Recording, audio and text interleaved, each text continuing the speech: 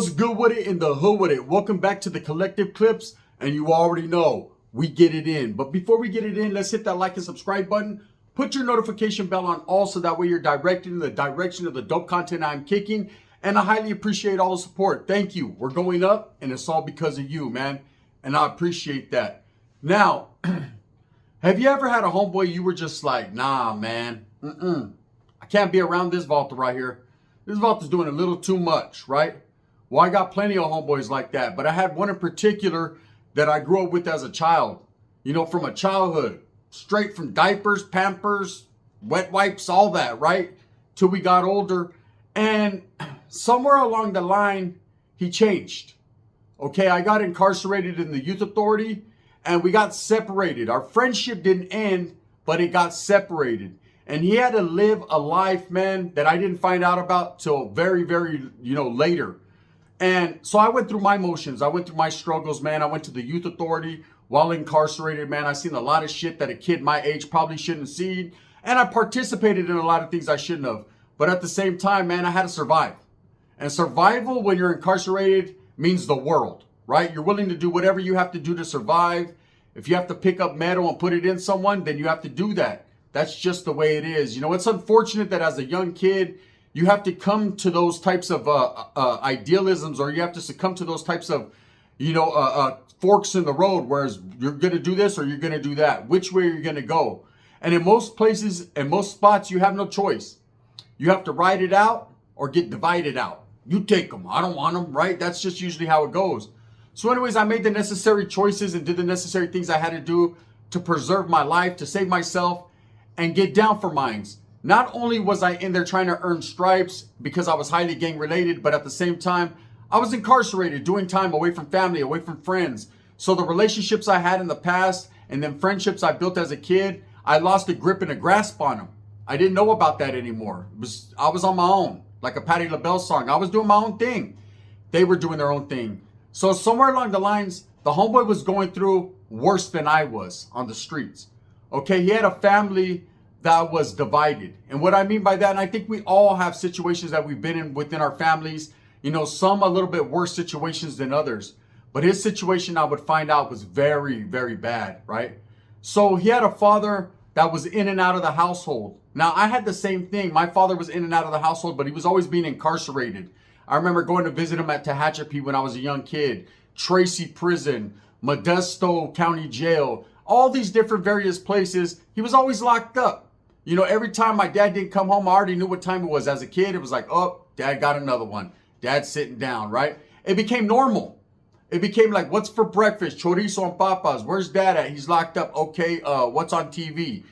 Just normal. And that ain't for any kid, that ain't righteous for any kid to live. But a lot of us that grew up in the ghetto and the barrios, it was normal to us, to have our fathers in and out of our lives. Well, the homeboy was going through the same thing. But in the meantime, in between time, his mother wasn't a mother like mine that wanted to take care of her kids, raise them right, and just wait. A righteous woman that waited for her man to get out. Eventually, women become frustrated with us going in and out of incarceration, and they put their fucking foot down, and they say, you know what, enough is enough. I waited on your first bid, on your second bid, on your third bid. I ain't waiting this next violation. See you later, alligator. And they wiggle. It's understandable, man. You got to understand that a woman needs... she has her needs and she's very emotional. So she has to do her thing. A man is not a man if he's not in the house providing. That's just what it is. Eventually, you can't blame the woman for wiggling, for getting on, for saying enough is enough. So anyways, this Valto's mom said enough was enough the day after his dad got locked up, every time he got locked up. And what enough meant in her book was now the Theos were going to come. Now he was going to have several uncles. And somewhere along the line with these uncles, man, these uncles just didn't want the mom. Okay, they had other things in mind. And a lot of bad things happened to him, whether it was beatings or other stuff that I don't like to speak on. But he went through some shit. And going through that could change a person. That's understandable. It can make you one or two ways. Either you get the I don't give a fuck attitude, man, and you go out there and you want to punish people. You want them to feel your pain. You want people to understand exactly what you were going through, only in various different ways, okay? And there's a lot of people that keep that shit bottled up inside if something happened to them, something heinous and criminal, right? And then what happens? They end up unaliving themselves, doing something bad to themselves because they just can't take facing reality and being out there social with people. They become a recluse. They become a hermit. They don't want to be in them streets like that. For all these people, oh man, catch me in the streets. Well, there's a lot of people that can't go to the streets because of the way they feel inside. Well, he wasn't one of those people. He was in the streets, but he had a lot of bad intentions while he was in the streets. So he was taking gangbang into a whole new level while I was incarcerated. I was dealing with my shit in there, you know, thinking I knew what was up, fighting for that northern cause, handling my business because I was in a position where that's what I had to do. Not I wanted to do. I wanted to do it. Let's just say that. But I had to do it as well. He didn't have to do shit, but he chose to. So he started to rise, you know, in the ranks of the gang. He started to be noticed and recognized for being that fool. Yes, that fool. Not this fool like that show, but that fool. That Vato that was willing to put himself on frontline status just because. Go out of the box. Handle business. The type of homeboy that you started to not want to be around because every time he was around, drama went down. But little did we all know, man, that he had another side to him. Not only was he outlandish and really gangbanging and earning his stripes. I mean, by the time I got out, that Vato was already somebody. He had already been in and out of prison twice. By the time I got out of YA, I gets out of YA, I'm 18 years old. I'm wiggling. By the time we were 20 years old, he was already on his second bid in prison. Just the way it was, right? Now, he did a bid and then a violation. So I was hearing his name while I was locked up. You know, when the homeboys would write me here and there every 3 years.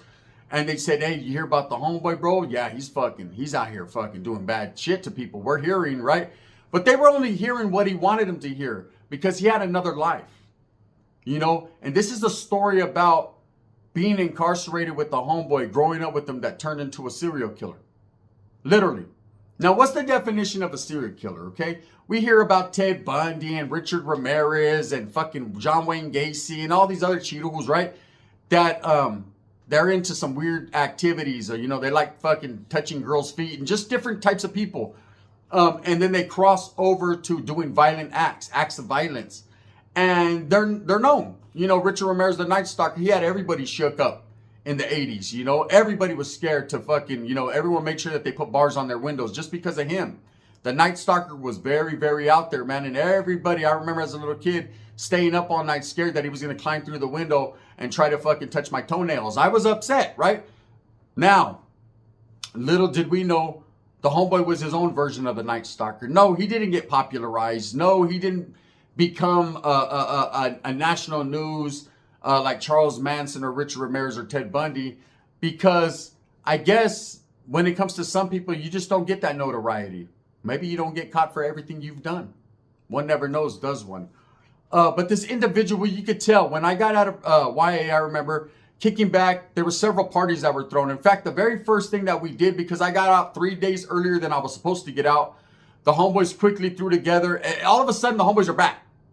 My whole time locked up, I got 1 or 2, maybe 3 letters, talked to 2 homeboys on the phone. That was it. No money, no nada, no visits, nothing. But I get out and I'm that man. Hey, the homie's back. He fucking, he writes, he did all the time, right? All of a sudden, I'm popular again. Hey, it's my time to shine. Orale, chito ranas, it's my time, right? Now I have my time. So I get out and, you know, we slid over to the series drive-in. It's by Modesto. The movies that were playing that night was Eraser and Independence Day. And that's where I knocked my first BI. For those of you that don't know BI, refer to the Gunner Handbook. It also is under the definition of torta or hoe, right? But I did that. So now I'm winning. And I remember he was there. And this was one of those homeboys, like I said, at that point I didn't understand. I had heard rumors, but you couldn't take him nowhere. You couldn't take him nowhere because he was quick to start some shit. He went out of his way to start some shit. And I didn't understand he had anger management problems. And he was frustrated by how his life turned out.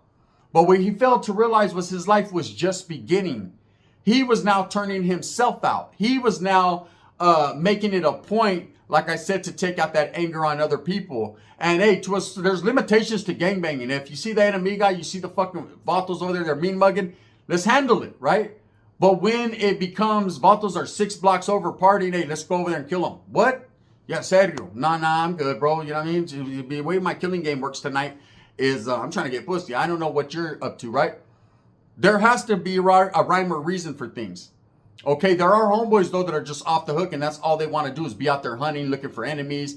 And they think it counts for something, but here's the bingo was his name-o. Once you get locked up, the homies are gonna say, Holmes, what are you locked up for? Murder, bro. I was out there hunting. Oh, is that right? Orale, okay, 122s. Ready? Down. What? What about my story? We'll fucking hear that after the máquina. The homies come first. That's all that matters, right? That's facts. So everything he was doing, yes, we recognized it. Hey, that was cool, eh? Hey, that's cool, eh? That's cool, you know what I mean? Hey, what you did in the alley, Miklo? Hey, that shit was cool, eh? But again, man, hey, does it snow in LA, right? It don't snow in East LA, so no one gives a fuck, right? At the end of the day. What you do is what you do, Holmes. What the cause does is what it does. So now, it seems like the homeboy just couldn't put in enough work. So he was out there doing it. I didn't want to be around him. After that first night kicking it at the drive-in, man, and he started a little pleito with a few cats, man, and we were able to diffuse that and get on, and I was over there getting on my one. I said, this is what life's about. That isn't. This vault's trying to get me locked right back up. I just did tiempo, Holmes. You're trying to let me be out 24 hours before I go back at least. That was his mindset. People are going to say, oh, he's a real one, a real dumb one at that point because he was doing too much. So anyways, as I started to hear fucking, little stories and things that he was doing, I kind of stood away from him just because I didn't want to go back yet. I wasn't ready to get caught up. There was my time. It came my time when I acted stupid, when I was out there being dumb and just really out there putting in work. But this wasn't that time. I was still trying to get acclimated to the streets and just do my time, do my fucking thing, Freedom is a beautiful thing. I didn't even know how to spell it yet. I was still trying to learn that. There was no Google back then. So anyways, I'm hearing stories about the homeboy, and I get locked up in prison for what I was doing, and he's on his third bid, in and out, man. He caught an assault with a deadly weapon, and we ain't nothing new to this, right? We true to this. But what I didn't know and what I didn't realize until we got incarcerated, we came into contact with each other. So here he is doing his time, I'm doing my time. And it was funny how we never ran into each other. We're never in the same prisons. That's because he was always on a 184 yard. He was up in Pelican Bay, high deserts and things. They were sending this vato to dungeons. They were trying to lock him up and throw away the key, but he just wasn't giving them enough ammo. Oh, but best believe they got it when they wanted it. So we come across each other in Corcoran prison, right? And I'm there doing my time, bro, and he slides in, and I'm like, hey, bro, I'm gonna get you selled in with me. We're gonna be cellies. He's like, that's right. And he has a different look in his eye, a look of recognition. He knows who I am, but he's seeing right through me. Have you ever been with a homie like that? That his mind is on so much other shit. It's clouded. He's on the brink of self-destruction. He's not really there, right? So I'm like, yeah. And I'm thinking, fuck, man, I got to chop it up with them, find out what's been going on. But also at the same time, talk some sense into this bottle. You know what I mean? Fuck, do you want to be here forever? I don't. Do you? I won't fuck you. Do you fuck me? I won't fuck you right now. Hell no. I ain't on my Buffalo Bill Cody shit, right? I'm on some real shit. So we get sold up. And he's very quiet. And I'm like trying to get into war stories. Hey, homie, remembering this and remember that. Fuck, whatever happened to that chick. Remember when she was, and just whatever. And he's like, yeah. And his whole style changed. So I was like, I don't want to be settled with this vato. And he's from my neighborhood. I don't even want to about that anymore. I think the homeboy from Tacton over there. We could talk about stealing catalytic converters and shit. I'm cool with this vato, right? And then one day he tells me, hey, bro, you changed. The tone in his voice is telling me, man, there's going to be an issue. Okay? The one thing you never want in prison is there to be an issue with your cellie because you have to live in that pad. So you want it as smooth and comfortable as possible. That's your one safe haven. That's your one spot. That's all you got. So you don't want no tension. You don't want to smell dirty shit in there like I've had to. You don't want a fat dude in there using all the deodorant. You just don't need that. You want it as comfortable and kosher as possible. That's why you always try to get the best cellie. One that you guys become brothers. He hooks you up with his sister. You fake like you're going to hook him up with yours. One of those. So he's like, you changed, bro. I said, why? What happened? And at this time, I was fully functioning. Active as fuck, right? Like willing to go out to the yard and stab someone if I had to. Not if I wanted to, but if I had to, right? And I had already did a pegada, so I was already with the program. I had earned my little stripes there. Let's just say that, right? So I'm like, what's up, bro? What are you talking about? What happened? Not what happened, what happened, Holmes? Abbreviated. And he's like, you used to be with the shits, bro. You know what I'm saying? I can't even trust and believe, bro, that you'll go out there. And I was like, so what are you saying, bro? Like, you know what I'm saying? I'm about right now, the fucking knife was sticking out of my ass halfway. I was about to just go, and that was it. We're ready to go. And I know he had his, but I got mine too. Better keep a strap on you for sure. I got mine like a Mozzie song. So I'm like, hey, bro, what are you talking about? He's like, you don't care no more, bro. You don't care about the homies. All you care about is yourself. You're selfish. I said, I'm not selfish, bro. It's self-preservation. I'm trying to fucking live, homie. I'm trying to make it up out of here so I get back to that torta that has my name written on her neck. That's what I'm trying to do. And he was like, I never told you what happened to me, huh? And we sat down and I had one of the realest conversations I ever had. And that's when I realized my homeboy, my celly, had become a serial killer, right? It's a thin line between killers and hate, right? It's a thin line between just being a motherfucker willing to go out there and defend your barrio and handle your business than to becoming a full-blown fucking vaulter that just wants to murk people because you're hurt. So he's like, bro, remember when you got locked up in YA? I said, yeah, I remember. I was young, bro. Sucked, you know? He was like, yeah. He goes, you got out, you were telling everyone your stories, but you never listened to anyone else's stories. I said, well, yours wasn't as popular as mine was, right? And he was like, bro, while you were locked up, doing what you were doing with Canalismo and the homies, and I said, shit, it wasn't like that, bro. I was down south, homie. Everybody hated me. You know, he goes, yeah, well, guess what, Holmes? I was getting hated within my home. I was getting abused, molested, beat on, different boyfriends, various times. Moms didn't care. Moms choosing men over me, and nothing to eat, bro. You know, and he had these fucking burn marks all over his arm where dude threw fucking scalding water on him. Bacon, grease, just all kind, anything you could hear about or think about that you've seen in movies happened to him. And I had a tear in my eye in that cell, and I said, damn, bro, because this was my friend. I grew up since we were little kids. You know, right now it makes me fucking, you know, think back. And I was like, fuck, bro, I'm sorry, homie. What more can I tell you? I'm sorry. He's like, no homies were there for me. I said, well, did you tell them? They would have went and killed those putos. He said, nah, bro, I handled my own business. Don't trip, you know? And I was like, okay, so how am I different, bro? I didn't know. Now I know I'm back, right? I know now. And he's like, bro, did you know that changed me? Where I hated all you motherfuckers. I wanted to kill you guys were on a lista. I said, what do you mean? Me too? I was fucking locked up, baby. I never hit you with the belt, right? He said, nah, bro. All you motherfuckers, I felt like you guys weren't hearing me cry out, bro. No one cared. You know what I'm saying? When I go kick it with the homies from the water, no one cared. He goes, so I started to do my thing. And I said, yeah, I heard, bro. You was out there hurting people. He goes, nah, I was really doing my thing, right? And then he continued on with we had a longer conversation, and he told me some of the craziest shit I've ever heard in my life that I can't repeat, right? Let's just say it was above and beyond what I thought that conversation was going to go. And I'm not going to sit here and lie to you guys and say that I changed him with that one conversation or that he changed his mentality, because to this day he's doing life in prison. And that was just a conversation we had. It changed me more than it did him. But I think it felt good for him to finally get it off his shoulders and let a homie know, someone that he knew since he was a kid, exactly what he had become. My cellie became a monster, man. 2 days later, I got moved out of that cell. You know, I asked him, hey, bro, you know, I'm going to go, bro. I'm going to let you go ahead and have this, bro. I'm going to move out of the cell. Not because I'm scared of you, what you're going to do to me. Because he wouldn't touch me. Maybe. I don't know, right? But more so is because I couldn't identify with what he was going through anymore. And we lost that bond. I no longer even fucked with him on the yard anymore. Talked to him like that. You know, he became something I thought I wanted to become, but I despised. And that was a stone cold killer that had no remorse or no justification for his actions. I understand people go through some shit, and I know it can mess your mentality up in your mind. But some of the things he told me, what he became, man, just wasn't cool. No, he wasn't no sexual weirdo, right? He was hurting people, various people, and it's just not a good look, right? So the moral of this story is to tell you guys that you never know what happens in people's lives, people that are closest to you. Inquire, stay aware.